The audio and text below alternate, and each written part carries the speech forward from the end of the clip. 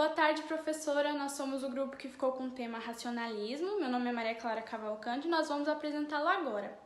Bom, o termo racionalismo sugere uma ideia de razão, ou seja, os filósofos que faziam parte desse movimento, eles argumentavam que você, para chegar a um conhecimento absoluto, exato e verdadeiro daquilo que você está pesquisando, você precisa ter razão.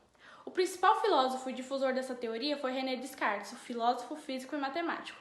Ele defendia que é preciso duvidar de todo e qualquer conhecimento para você chegar à razão. Os filósofos que fizeram parte desse movimento argumentavam que a razão é a base do conhecimento. E eles falavam que a mente do ser humano é capaz, ela é programada biologicamente para difundir o que é certo e o que é errado, o que é verdadeiro e o que é falso. É nesse sentido também que os filósofos argumentavam que os seres humanos são capazes racionalmente de uma dedução lógica e de uma ciência de argumentação somadas à dedução lógica para nosso conhecimento próprio. A explicação para que uns tenham mais conhecimentos que os outros também é admitida na tese natista, que eles defendiam que para você chegar a um conhecimento maior daquele determinado assunto, você precisa pesquisar mais, estudar mais, checar mais a fundo aquele assunto. Ou seja, ninguém sabe de tudo. O racionalismo, ele também admite a tese natista. O que é a tese natista? Você é programado biologicamente para falar, assim como os pássaros são programados biologicamente para voar. As crianças, elas nascem com as funções da linguagem, ou seja, elas são programadas para falar, para se comunicar com outras pessoas. Para os filósofos racionalistas, a razão ela possui um conjunto de leis universais, ou seja, tudo que está fora dessas leis está errado. Isso também admite a matemática, a ciência da argumentação, a filosofia. No contexto do Renascimento, que o racionalismo ganhou mais força na Europa. Eles defendiam os ideais da Grécia Antiga e valorizavam o conhecimento do ser humano. É nessa época também que a ciência se tornou mais exata. Eles fizeram várias descobertas científicas nesse período da passagem do Renascimento para a modernidade. Predominou-se assim, nessa época, a ideia da conquista científica e da técnica de toda a realidade a partir da explicação mecânica e matemática do universo. Existe também a convicção de que a razão ela domina o nosso corpo, ou seja, ela domina nossas emoções, nossos sentidos, nossas paixões, o nosso intelecto, e ela é capaz de dominar e organizá-las de modo que nós vivemos melhor. Nesse mesmo sentido, a ideia de que o racional, nós, seres humanos, somos capazes muito bem de escolher o nosso regime político, ou seja, nós como sociedade temos o direito de escolher quem melhor nos governará. Na filosofia, nunca mais haverá uma época em que os seres humanos eram capazes de confiar na razão por completo, como no grande racionalismo clássico. Os principais pensadores dessa época foram Francis Bacon, Descartes, Galileu Galilei, Pascal, Spinoza, Hobbes, entre muitos outros, e vamos citar alguns no vídeo. Principais filósofos racionalistas. Como é de tradição da história da filosofia, diversas ideias diferentes apresentadas por filósofos racionalistas causaram um ciclo de teorias e refutações. Veremos a seguir os principais filósofos racionalistas e suas ideias. Spinoza foi um filósofo racionalista e questionou a existência de Deus, o que causou a sua expulsão de Amsterdã. Ele era filho de uma família de origem portuguesa, mas vivia em Holanda. Também de origem judaica, dedicou-se desde jovem ao estudo da teologia e da filosofia.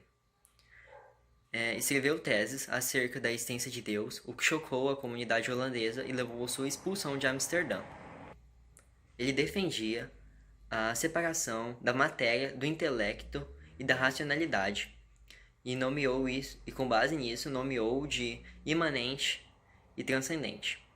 Ele teve problemas com as autoridades holandesas porque afirmou que Deus era imanente, ou seja, estava presente materialmente na natureza.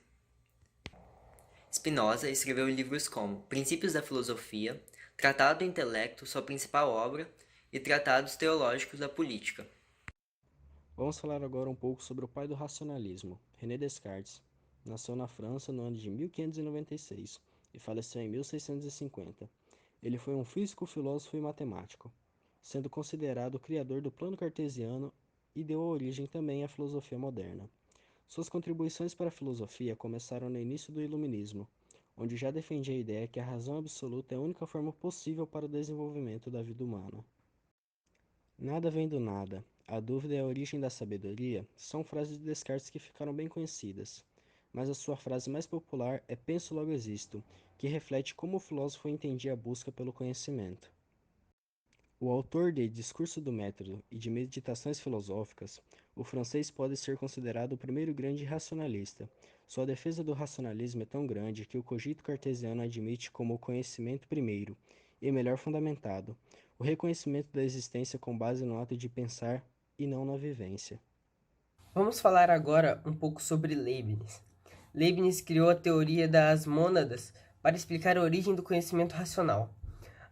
O filósofo e matemático alemão foi um prodígio nos estudos, tendo defendido a sua tese de doutorado aos 20 anos de idade e trabalhado boa parte da vida como diplomata.